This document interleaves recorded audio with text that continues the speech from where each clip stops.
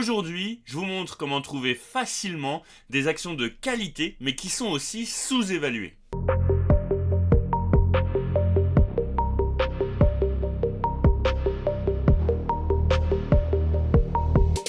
On se retrouve donc sur Morning et je vais vous montrer comment on trouve des actions pépites qui sont parfois sous-évaluées. Ce que je fais, c'est que je vais dans l'onglet Actions, juste ici.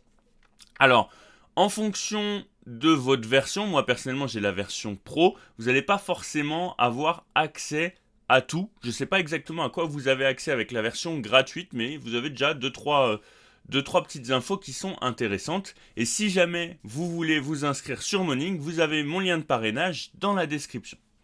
Personnellement, ce que je fais déjà, c'est que pour le compte titre, donc le compte titre qu'on a créé pour la chaîne sur DesGiro, ce que je fais, c'est que je vais sélectionner un dividende sans interruption, pas forcément avec un rendement élevé, je vais d'ailleurs pas mettre de critères de rendement, mais je vais quand même sélectionner un dividende sans interruption depuis au moins 10 ans.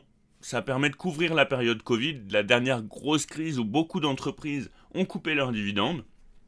Donc je vais rechercher des entreprises qui vont pas avoir coupé leurs dividendes pendant le Covid et donc qui ont réussi à le maintenir. Ensuite, ce que je vais mettre, c'est que je vais mettre un critère sur la croissance du dividende sur les 5 dernières années.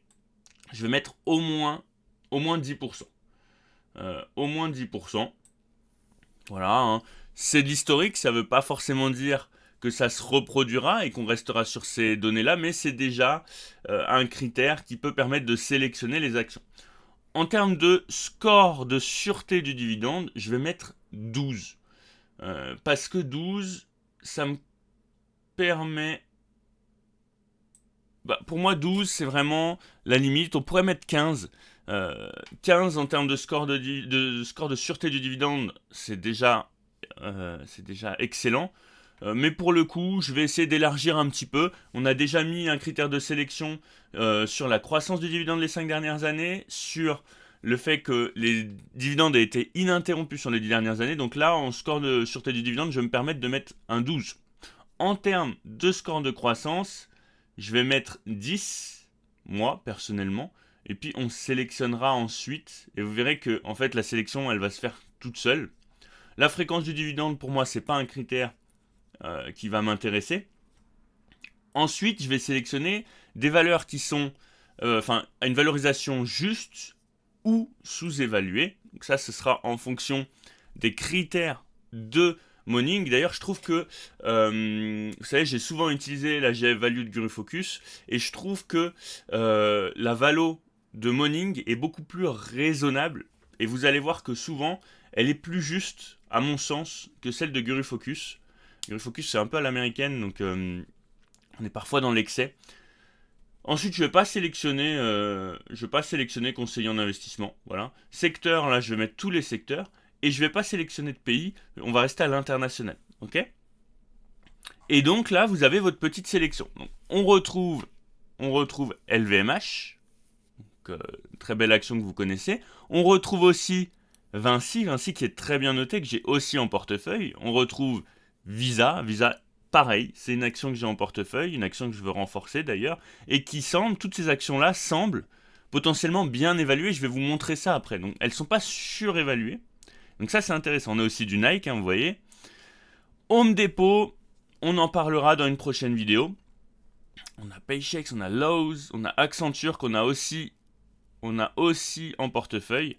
On a du Samsung dont je vous ai déjà parlé aussi. Sika, Rémi Cointreau, etc. Donc là, on a des critères qui sont plutôt vastes. On a sélectionné certaines données. Maintenant, il va falloir quand même faire le tri. On va pas prendre n'importe quelle action. Là-dedans. Et là, par exemple, je remarque que Rémi Cointreau, je sais que c'est sur la pente descendante. On est en tendance baissière. Et je vois qu'on est sur une croissance de 10. Et je vois que c'est à peu près la seule qui a une croissance de 10 avec HP. On est plutôt sur des croissances de 11. D'ailleurs, Piscine des Joyaux, dont on a parlé sur le Club des investisseurs rationnels. Donc là, ce que je vais faire, c'est que je vais monter peut-être un petit peu mon score de croissance et je vais le monter à 11. Histoire de faire un petit peu plus le tri. Hop. Score de croissance, pardon. Je le mets à 11, voilà. Alors. Tiens, et si on allait regarder Trow? Je connais pas. Tiro. Ouvrir le lien. Et puis, on va aller voir un petit peu ce qu'on a. 12% de croissance des dividendes sur les 5 dernières années.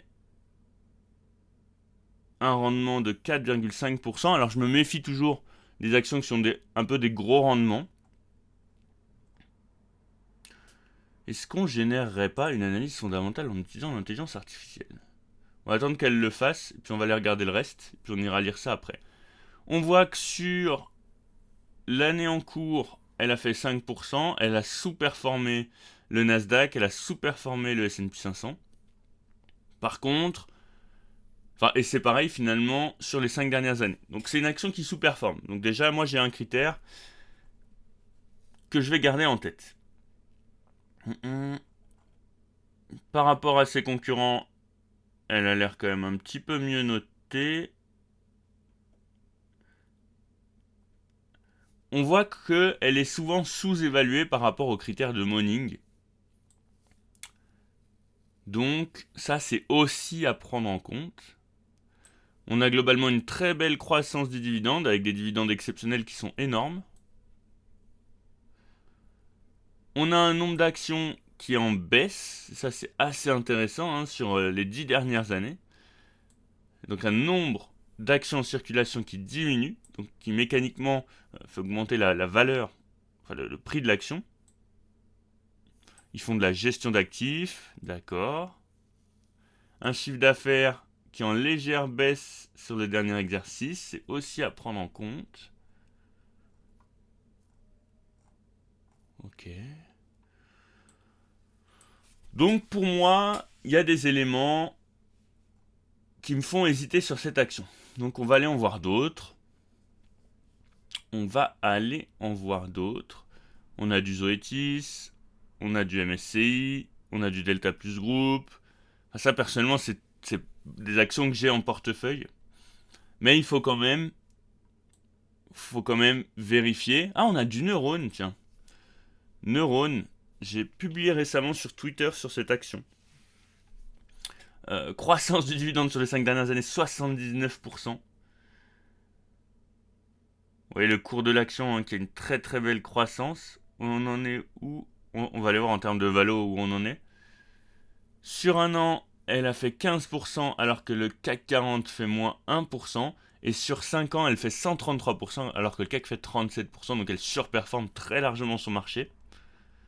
Je sais plus si elle surperforme le S&P 500 ou peut-être pas le Nasdaq, faudrait voir. Elle semble plutôt justement évaluée. Une très belle croissance des dividendes aussi. Par contre, il avait beaucoup stagné de 2012 à 2019. Alors, par contre, point négatif, le nombre d'actions en circulation qui augmente. Après, il faut voir pourquoi il augmente. Est-ce que c'est pour financer des projets? Est-ce que c'est pour financer la croissance, etc., etc. Un chiffre d'affaires qui augmente régulièrement. Neurone, c'est une belle action aussi. Des marges qui augmentent progressivement. Neurone, une action qui est aussi très intéressante. Qu'est-ce qu'on a d'autre? Esker aussi. Esker, on va aller voir ça après. Esker Technologie, c'est dans le secteur de la technologie. Qu'est-ce qu'on a d'autre? On a Boiron. Donc voilà, Morning, je trouve que c'est quand même un très très bel outil. Alors c'est subjectif parce que personnellement je l'utilise aussi pour suivre mon portefeuille PEA. D'ailleurs, vous avez le lien dans la description, vous pouvez aller jeter un œil à mon portefeuille sur Morning. Moi, je vous laisse jouer un petit peu, vous amuser avec les critères, essayer de dégoter vos propres actions de qualité. Vous avez un lien de parrainage dans la description, vous pouvez prendre la version gratuite ou la version pro en fonction de votre utilisation. Et surtout, n'hésitez pas à me faire un petit retour dans les commentaires, à me dire Quels outils vous utilisez, vous, pour dégoter vos actions, hein. Finalement, ça m'intéresse, je suis curieux de savoir. Si cette vidéo vous a plu, n'hésitez pas à liker, à commenter et à vous abonner, c'est ça qui fait fonctionner la chaîne.